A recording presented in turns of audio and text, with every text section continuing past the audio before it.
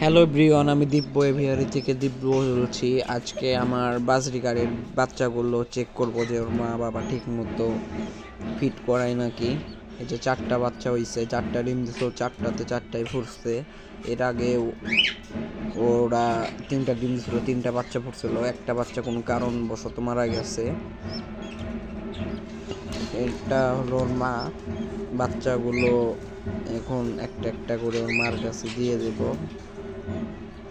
মা হাড়িতে হাত দিতে দেয় না, সহজে অ্যাটাক করে, তার জন্য আমি একটু ভয় পাচ্ছি।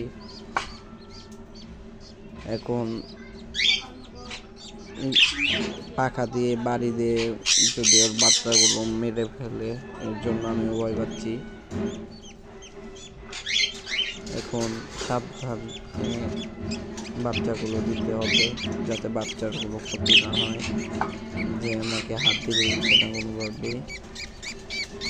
এই যে এটা হলো প্রথম যে বাচ্চাটা পড়ছে, এটা দেওয়ার সাথে সাথে তা দিচ্ছে। এটা হলো 2 নাম্বার বাচ্চা, যা দ্বিতীয়তে পড়ছে। মানে অনেক ভালো কেয়ার করে ওর বাচ্চাকে। এটা হলো 3 নাম্বার বাচ্চা।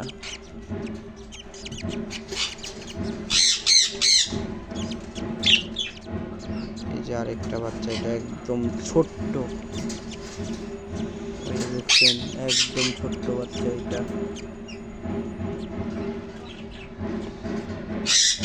আর এই ওর যে আগের যে 2টা বাচ্চা ছিল, এই 2টা বিক্রি করে দিলাম। আমার বাসার পাশে